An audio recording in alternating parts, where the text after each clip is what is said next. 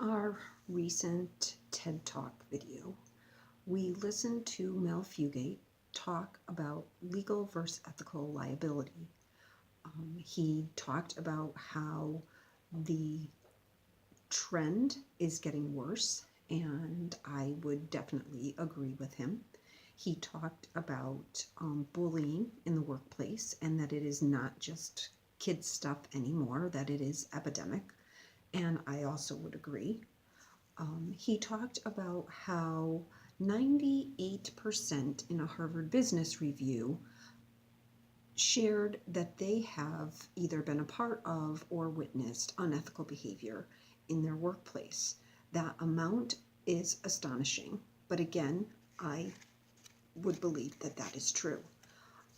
All you really need to do is probably experience things in your own workplace, in your own classroom, with your own peers, especially through social media, or turn on the news and see the various things that are happening in the news. Um, so I think that it is definitely a very prevalent, unethical behavior is very prevalent in our society, unfortunately. And I think that it is up to us as business leaders going forward to do something about it.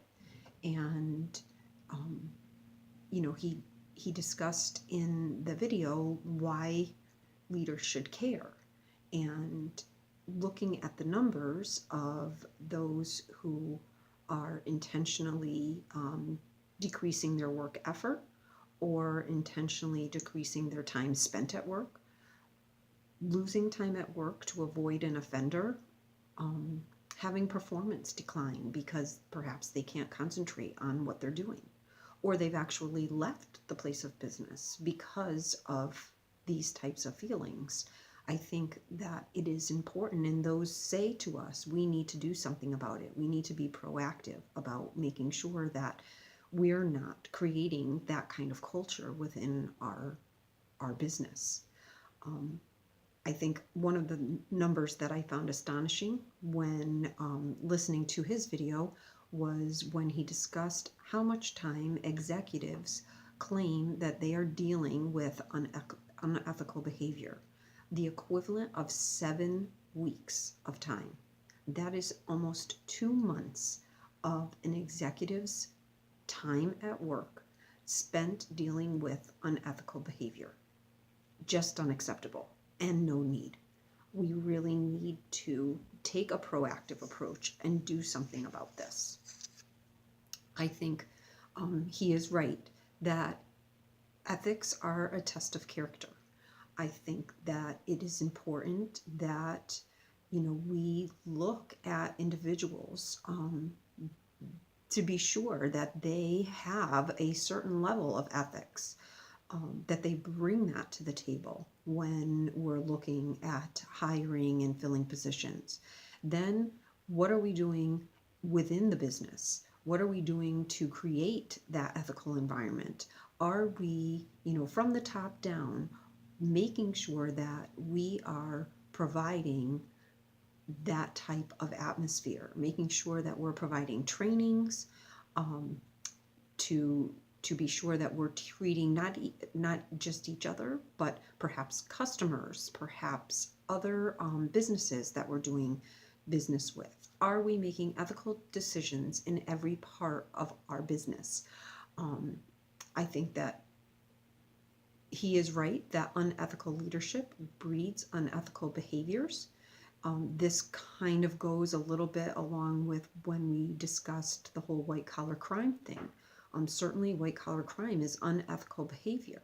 So, we talked about addressing that and addressing that kind of culture and being sure that we are supportive of ethical behaviors, that we're rewarding those kinds of behaviors, that we're not providing that environment that makes people feel like they need to perform unethically in order to be successful.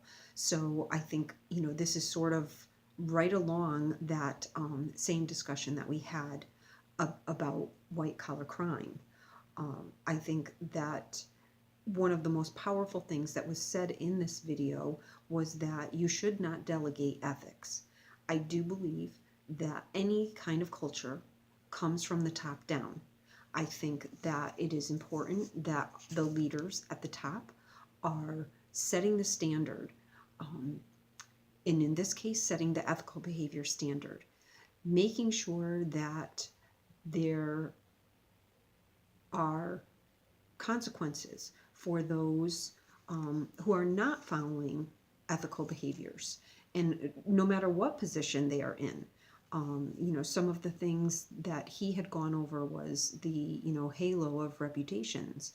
Well, I believe that it shouldn't matter how long you've worked somewhere. If you are not performing to the standards that are required, you need to be held accountable.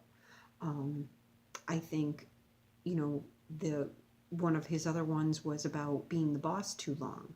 I think that it is important that those who are in those positions of authority, or the boss, if you will, are making sure that they're keeping their finger on the pulse, that they're not getting hardened to and unaware of what's happening below their level, that they're keeping their finger on the button as to what is going on, how are other people being treated, definitely being a presence for others.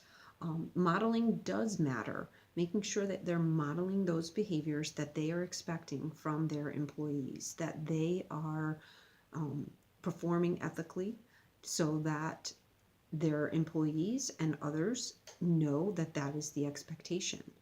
You can't certainly have your upper level management performing in an unethical manner and expect that the lower management is going to know that they should be ethical there.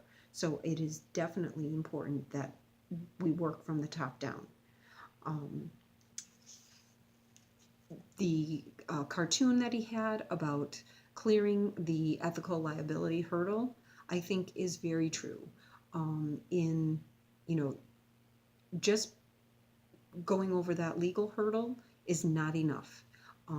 Ethics really hold us to a higher standard. There are some legal laws that have been developed because of certain ethical behaviors. For instance, minimum wage, discriminatory, practices, those types of things. But I think that true ethical liability goes above and beyond what the law is expecting. So making sure that you are holding yourself to that high of a standard, so that you can go over that ethical liability hurdle without any issues. I think some of the takeaways that he had were, again, very important. Unsanctioned bad behavior will continue if we don't do something about it. So we definitely need to hold those in those positions, or in anybody who we have seen performing unethically. We need to hold them accountable for that kind of behavior. Let them know that it isn't right. Let them know that it's not acceptable. Leaders in action speak louder than any policy or code. Again, if the people at the top are not performing ethically, then the people at the bottom are going to think that that's what's acceptable. Ethics is everyone's responsibility. Again, making sure that those people that you are bringing on board, that you are providing opportunities for employment to, have an ethical background, have their own personal code of ethics, because without that base, it will be very difficult for you to establish a level of business ethics. If there are not personal ethics first, to me, that is sort of the building block on which we build the business ethics. So there needs to be a level of personal ethics to begin with. Because something is unethical doesn't mean that it is illegal, nor is all legal behavior ethical. So again, holding ourselves to that higher standard. Communicating compliance and non-compliance. Again, If something's not ethical, letting people know, but acknowledging those things that people are doing positively. Never delegate ethics. And again, lead by example. It is the responsibility of each individual, and when they fail, then the ethical buck stops with their boss.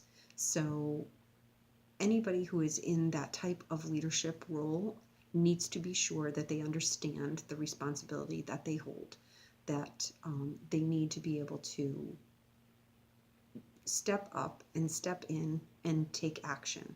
It is their ethical responsibility to do so.